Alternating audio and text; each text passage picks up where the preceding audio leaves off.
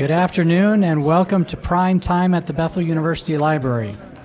Primetime is a collaboration between the Friends of the Bethel University Library, Bethel Teaching and Learning, and other offices on campus that celebrates learning in and beyond the classroom of Bethel faculty, students, and staff. We archive videos of past presentations. If you'd like to explore them, you can find them on the Bethel University Digital Library YouTube channel or in the Spark Digital Archive. Welcome to the last Prime Time of the year. Thank you and all the Bethel community who have participated in Prime Time this year, either sharing their research experience and talent or just coming to learn. Today, Dr. Elisabeth Lefebvre, Associate Professor of Education, and Dr. Kristin VanEyk, Assistant Professor of English Education at Hope College, along with some special guests, will share and celebrate the upcoming publication of their book, Purpose and Joy, Pursuing a Meaningful Career in Christian Higher Education. Please join me in welcoming them. Thank you all for being here. I know it's a really busy time of the semester, so we especially appreciate your community hour today. Ray did a great job introducing us, but Kristin and I met in October 2024, and this book that we're here to tell you about and share about was my sabbatical project, or one of the sabbatical projects I worked on. And Purpose and Joy, I'll explain more in a minute, but it was meant to be a conversation, and so we decided to take advantage of some of our contributors' time, additional time, and so we invited them to join the conversation as well. So I want to welcome Dr. Johnny Anthony Dunne from the Bethel Seminary, Dr. Helen Sterk from Western Kentucky University, who I'll be honest, Helen, I was looking at where we needed to send copies of the book, and I saw your address and I was like, oh, I'm going to invite her to join us. So, yeah. And then Dr. Rahn Franklin, who you all know, who's here as well.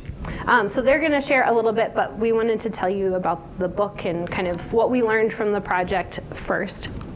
So this is a brief history of the project. Again, Kristin and I met in October 2024 at a Lilly Network Exchange that was hosted at Hope College, and it was focused on mid-career faculty, female faculty in particular. And we found ourselves at the end of a 3-day workshop sitting around having lunch with people as they kind of waited to leave for their flights. And we felt like the conversations that had started in that moment would be really great to extend in the form of a book, and that we wanted it to be a book that was a conversation to invite people to join us. And so Kristin and I, who had met over coffee during that 3-day period, went home and honestly within 2 weeks had started sketching out what you see as the whole book here today. We started ambitiously recruiting authors who were gracious enough to agree to participate before we actually had a publisher or anything organized. We signed with ACU Press in April of last year, and I knew I had my sabbatical coming up, and so when we had a conversation with them, they were initially aiming for publication in fall 26, and we said, what's the fastest you can possibly publish a book? And because we wanted it to be out in time for all of the spring faculty development we knew that would happen, and then of course in August, right, we all come back and do faculty development. And Kristin and I really felt like if we waited for the book to come out in November, that it would take a while, and we wanted it to be ready for this conversation. So the day classes started here, I started with a massive stack of chapter drafts from all of our authors. I have a picture here. I spent like 50 or 60 hours a week editing chapters. A lot of it was done while my daughter had swim team practice. I've learned as a pro tip, ambient noise at swimming pools is excellent for really productive editing. So that's what I did in the fall, and then we kind of went from there, and this spring has been a really fun chance to share the project with everybody. In terms of the collection itself, when we met with the different editors before it was acquired, they were like, you could just write this and it would be a little bit easier. And we were pretty committed to it being a conversation partly because we felt like we wanted to answer questions that we had. We didn't want to tell everybody. We're not experts in higher education. We're participants as faculty, and we wanted to be able to cultivate that conversation together. And so that's how we ended up with 25 chapter authors, and then an epilogue and foreword and all the different pieces. And it was all structured around kind of 3 things that we felt like were essential to the faculty experience. So the first was nuts and bolts, like on the really practical level, how do you make the most of a sabbatical? How do you structure your time as you balance research and teaching and other things? So that first section really was very practical in its focus. Then the second part was next things. We couldn't come up with a better way to say this, so we stuck with our original draft of next things. But as a faculty member, as you do your work, new opportunities arise. You might rethink your position or where you're most called to be, whether or not you want to spend some time in administration or change institutions. And so those chapters really kind of discern different or provide different heuristics for faculty who are thinking through the various next thing kinds of decisions that they're making. And I should have said this earlier, but actually John wrote a chapter for the nuts and bolts section, Helen wrote a chapter for the next things section, and then Rahn contributed to our sustainability and joy section. And here we were trying to accomplish 2 things. We wanted to address some of the structural institutional factors that influence faculty experiences. And then we also wanted to think from the level of the individual, how do you yourself make choices that contribute to your sustainability and joy? And we really talked a lot about how, as a faculty member, if you just have purpose, if you're just ticking things off the list, you're going to burn yourself out. And if you just have joy, you might have a lot of fun, but you won't necessarily, and Helen talks about this in her chapter, create a career that expands your opportunities. And so you need both of those things in balance to be successful. We also spent a lot of time thinking about representation. We had a huge spreadsheet at one point thinking about discipline and what state you were from and all these things. We've learned in this process that if you ask for personal essays, English faculty will show up in a big way. They write great essays too. And then we also, again, wanted to create an integrated conversation. And so we were really thankful for our authors. For all of them, we would write back and say, hey, so-and-so is also writing about this topic. Here's their chapter. Would you mind? And they were willing to kind of weave their pieces together. And then we have discussion questions at the beginning of each section that are intended to do more of that work. So the official release date is June 2nd, but it's really exciting to be able to share this with you all here. So Kristin will tell you a little bit more about what we learned through the process. Yeah, so as we read all the chapters that came in, we sort of discerned 3 major themes throughout the chapters. And the first is really good news, especially at the end of the semester if you're feeling very tired. And it's that you can't do it all. So when you take this job and you're told these are your research and teaching and service expectations or whatever other expectations that the university or the college will have for you, you're going to receive a lot of opportunities. And it's very tempting to say yes to all of them, especially because so many of them are such good opportunities and you think they'll fill your bucket and be good for the community, but you can't do it all. So a number of the chapters are about how to discern when to say no in order to create space for a yes. And not just yes to work, but also yes to opportunities like rest and Sabbath and hobbies and friends and family and all the other good parts of life that help us to pursue both our purpose and our joy. The second theme that we learn from these chapters is that you can't do it alone. And the people in these chapters wrote about 3 different kinds of people that we all need. So the first is a set of mentors, or at least one person who has walked our shoes and can help guide our steps along the way. And the second group or person that we all need are peers, so people who are maybe fellow academics or people who have a similar role that you have, or maybe are at a similar stage of life, balancing balancing similar kinds of responsibilities. And partly maybe it's to commiserate together, but also it's really helpful to have somebody who understands the challenges that you're facing and can be someone who can listen to you, but also maybe offer some advice. And then the third group that you need is somebody who is removed from your workplace. So friends who you can talk about anything except for work with, and just be a person outside of the institutional work that you do. And the third major theme that we found is that achieving the next goal in your career, whether it's promotion or tenure or publication or maybe becoming chair of a department or whatever you think is the next part of your work, that when you achieve it, you're going to feel joy, it's fleeting, right? And it's so easy to make the work that we do or that next promotion out to be more important than it actually will be in our lives, and set up to be an idol that actually serves as a roadblock to joy. So. Sorry. Yeah.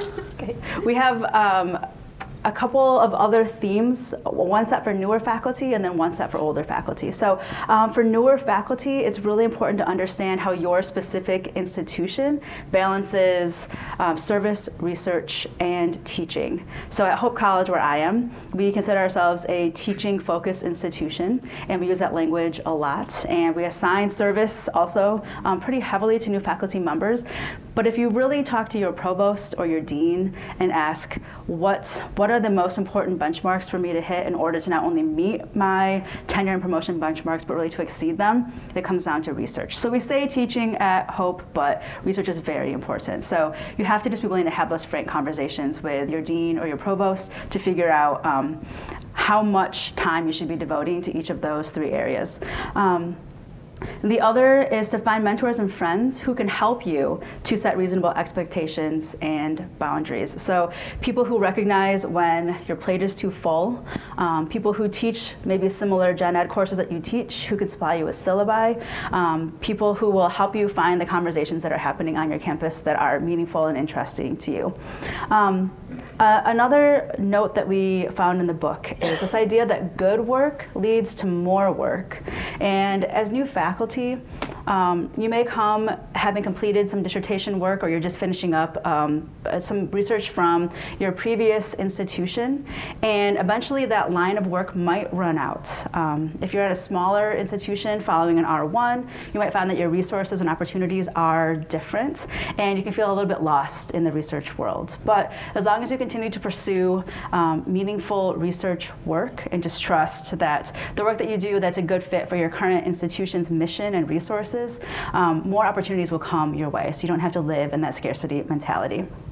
And then for older, for people who have been on the faculty longer, we have found that it's been really helpful for those faculty members to be generous as both friends and mentors. And so part of this means helping newer faculty find the conversations that are meaningful and find work that's meaningful. Part of it is just being a friend. Often new faculty uproot their lives and they come to a new place and they're looking for friends.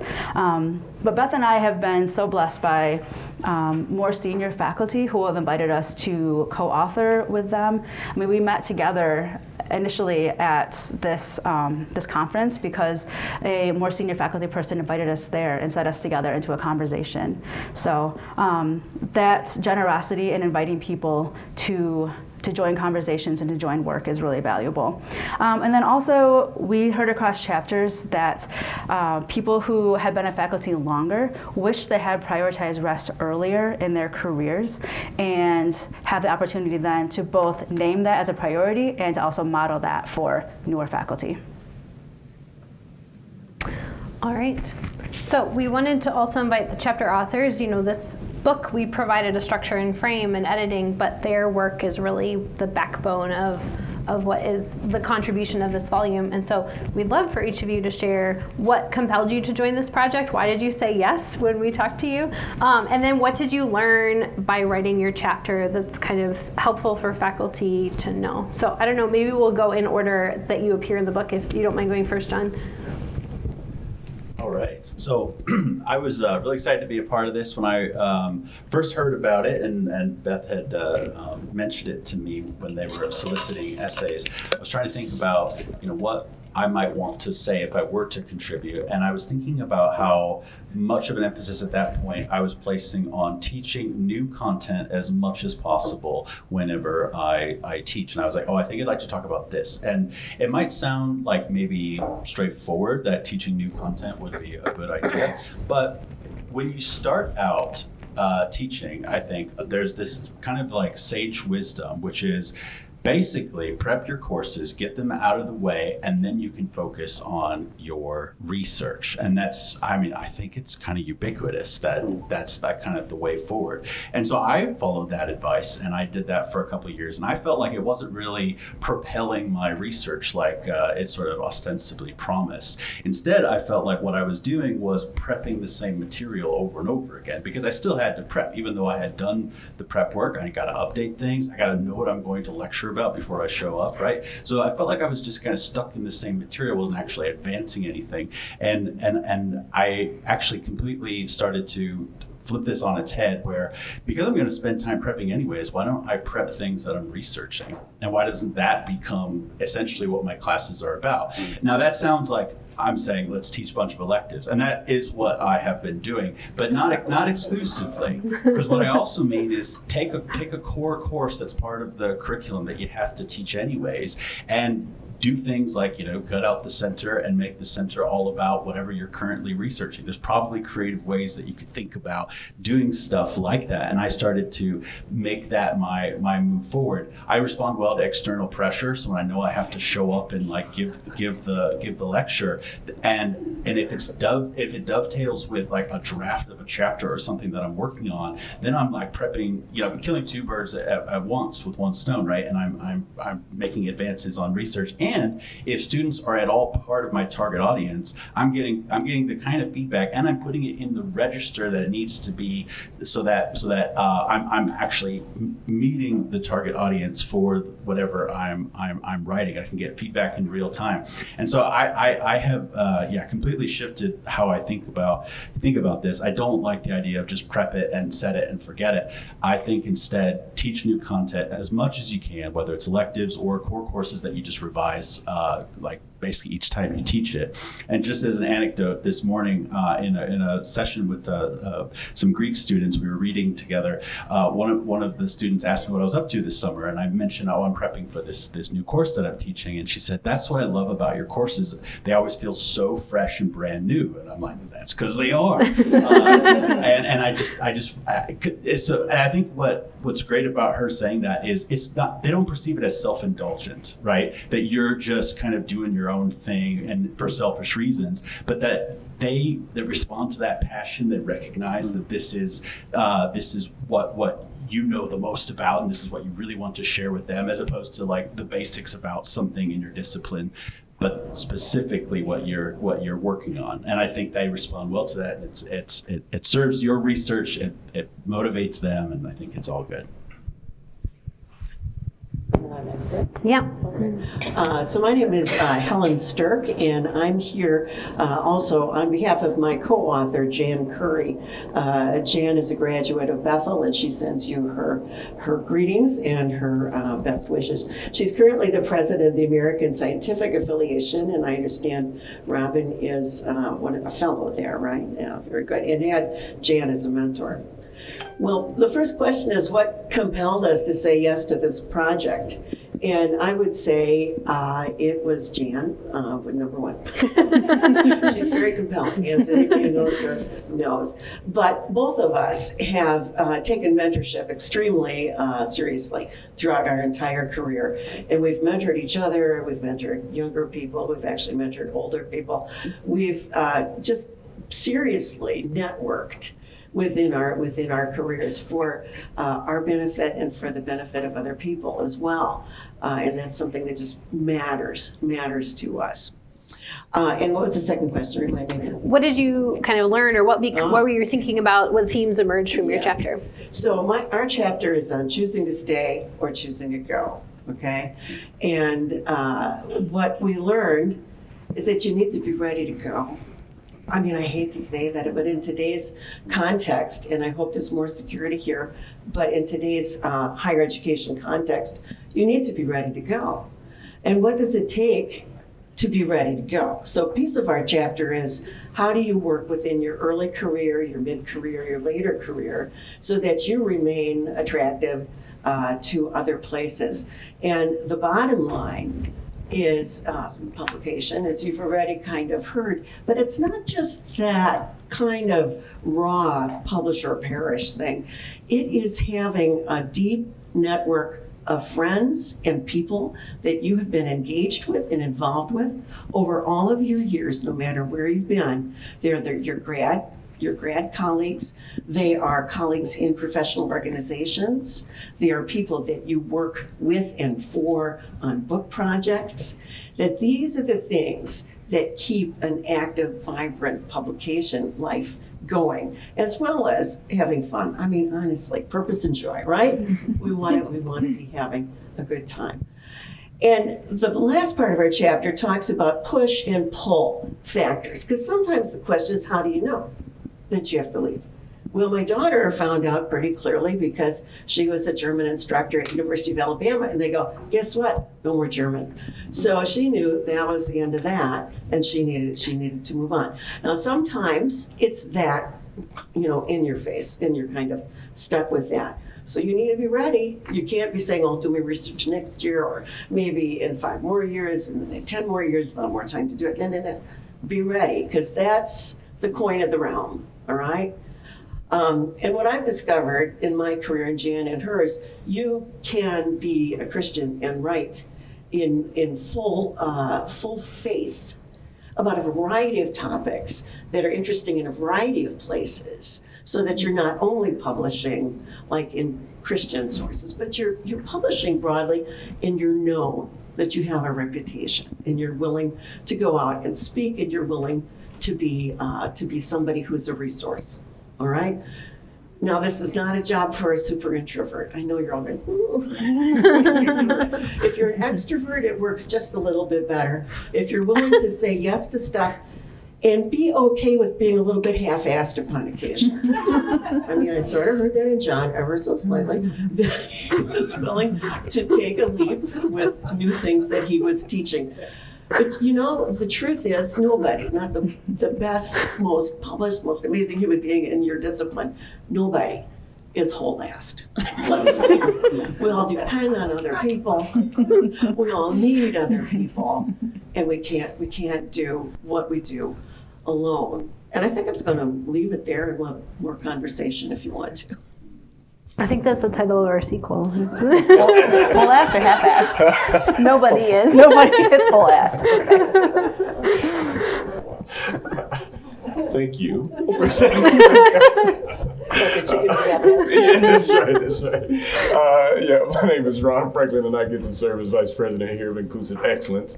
And this conversation, why it was compelling for me, good people doing good things are really attractive to a guy like myself. And so when Beth presented me with the opportunity to contribute, I was actually concerned initially, trying to think, do I belong in this space? Should I be taking time to write? And is this the moment for me to do so? And what contribution would it make? We also gave him a very short moment. We lost a contributor at the last minute, and so he was very gracious to fill in quickly within the process. Yeah. So it was a great stretch goal for me to try to figure out if I could actually capture some of the thoughts that I've been processing. I was part of a fellowship for what we call CQ fellows, or cultural intelligence.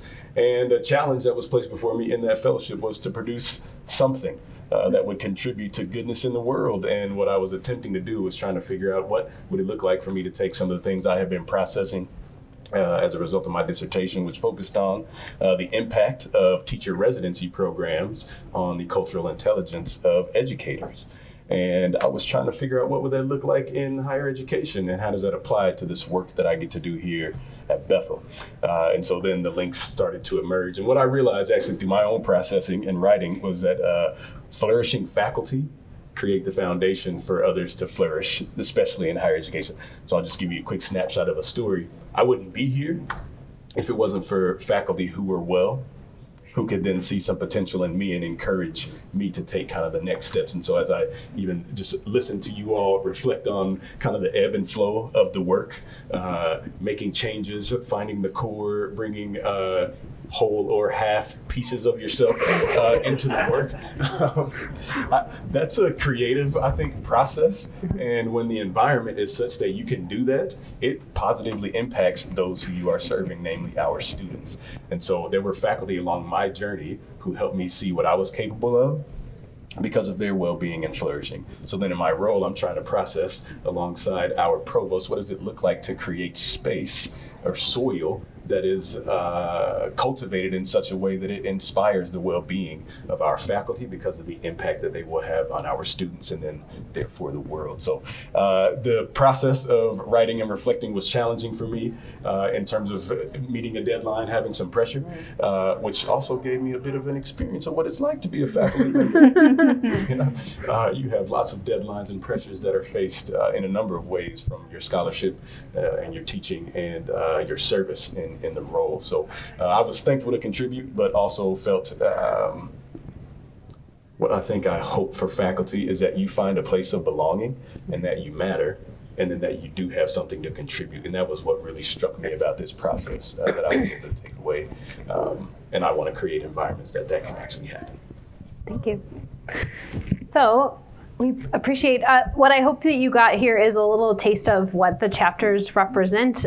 They were all very different and tackled very different topics, but it was great to be part of that conversation and to have people who are experts in the particular things that they were writing about, whether it's experiential experts from working in higher education for a long time or working in inclusive excellence or practicing what you were writing in the chapter. But then also you can see, if you grabbed one when you came in, we have the table of contents here, disciplinary experts. We had Leanne Zubinski, who wrote about gender in higher education, and that's what she researches. And so if you look at her citations, she's citing herself because she's the one that's doing the work that informs the conversation. We had a labor economist who wrote a chapter about the concept of Sabbath, and that was really fun to read.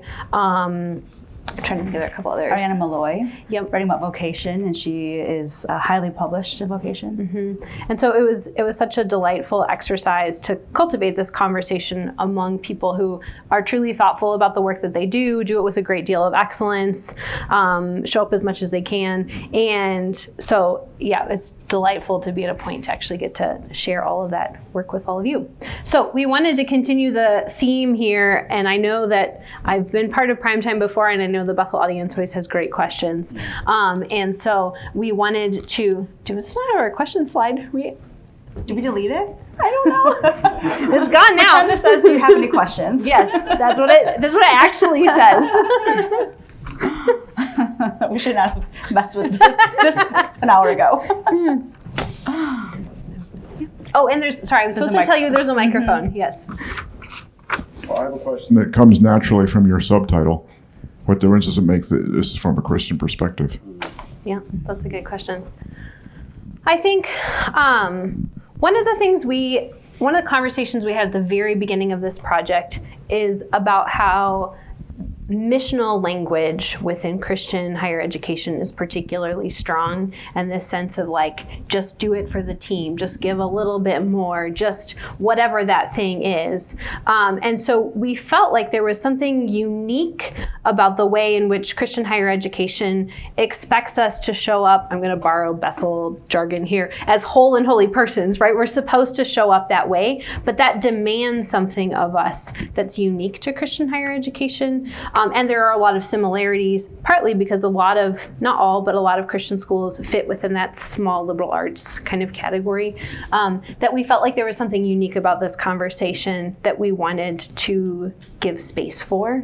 And so that was to answer what specifically, because you're right, you could have written this book about higher education in general, and a lot of what's written here would probably still be relevant. But there was something specific about that experience, that sort of holistic missional experience and how that impacts faculty, that we wanted to be able to articulate.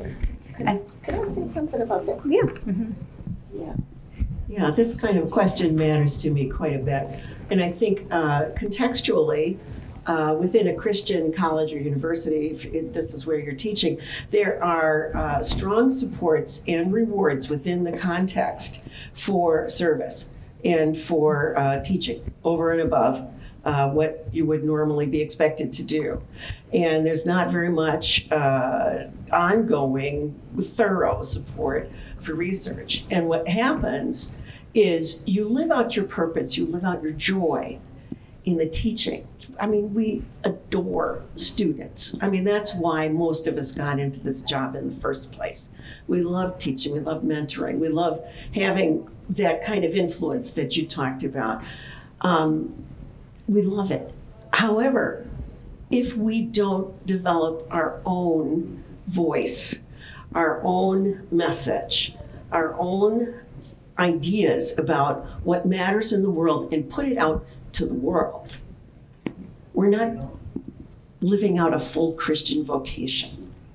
To me, that Christian vocation is you don't just do it in a little hothouse, you do it in the world.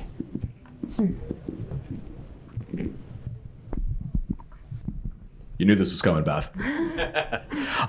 My question for all of you, kind of boiling the book, as you had said, down to 3 major points: that you can't do it alone, you can't do it all, and that there are the kinds of people that you need ideally in this kind of arrangement.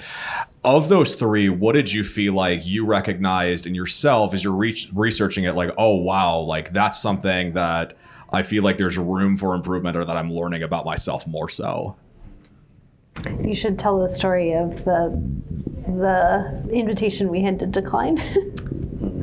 Oh, so I think we both would agree the can't do it all part is the hardest part for us, because when opportunities come your way that you are genuinely excited about and which you think you'll make a meaningful contribution, it's very hard to say no when you know it's not the right time for that work. So pace and place are very important. So the pace at which you can do your work and the places to which you are called on a day-to-day basis, but also throughout your semester. I mean, when you're in the classroom, that's a place to which you are called, and your time constraints are different than they might be in July, right? So we received an invitation to make a pitch and really contribute an article to a publication that we have wanted to contribute to for a long time. I mean, years.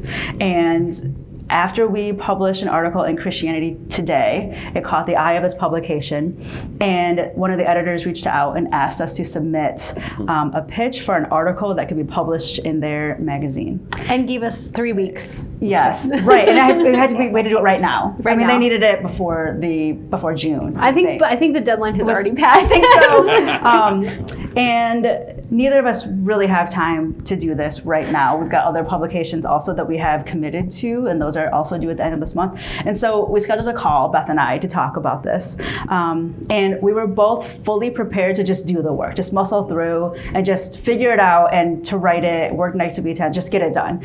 And I think I started the call by talking about my anxiety about all the things. You gave me like a list of what you were already doing. Yeah, I think I just like dumped all over you emotionally, you know, and we've been crying. I'm not really sure. And then Beth had the wisdom as a friend and a colleague to say, I don't think we can do this right now. It's not the right time.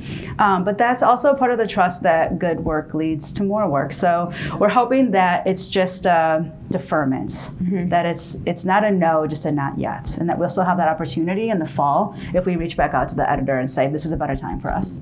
And I want to underscore here, it has been so delightful, because while I have been on sabbatical and had lots of time to focus on this, Kristin has not. And it did not matter the time of day or what she had on her plate. I'm confident her laptop showed up at many track meets this spring. So many. And so it took a lot, I think, for both of us to be like, I think it's no, actually, right? For now, no for now.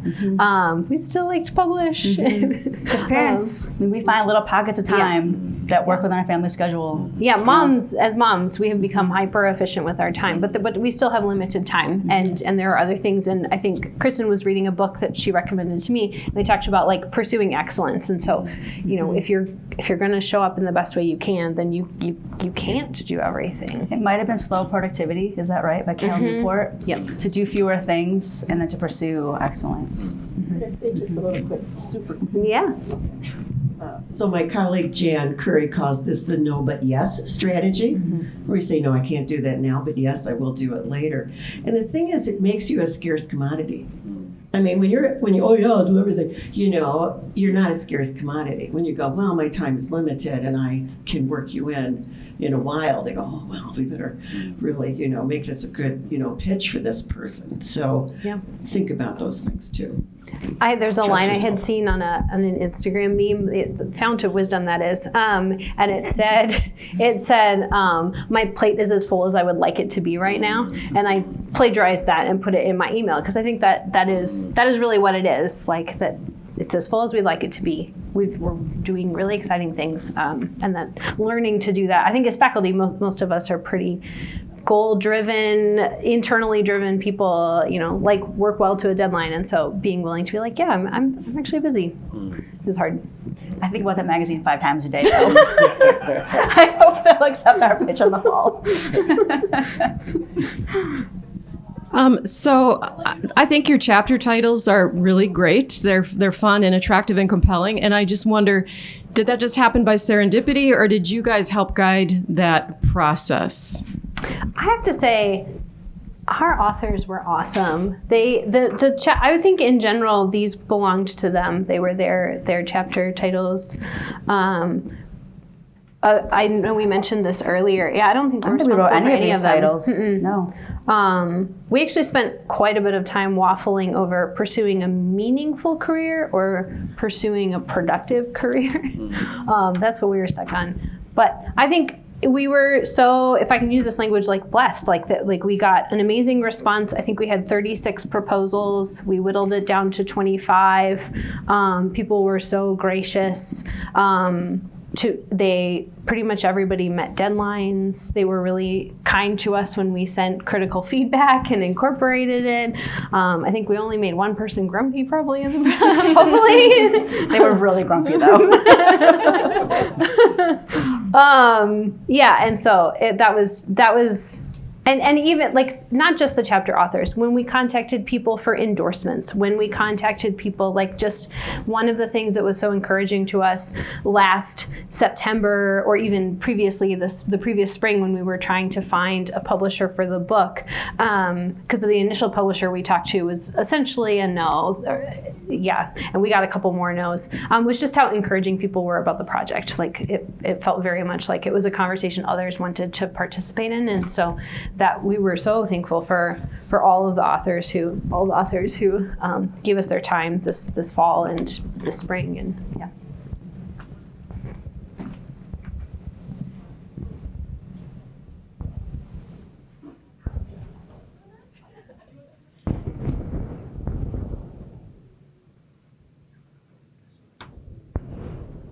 I think, are we done with questions? Well, thank you all for being here. Yeah.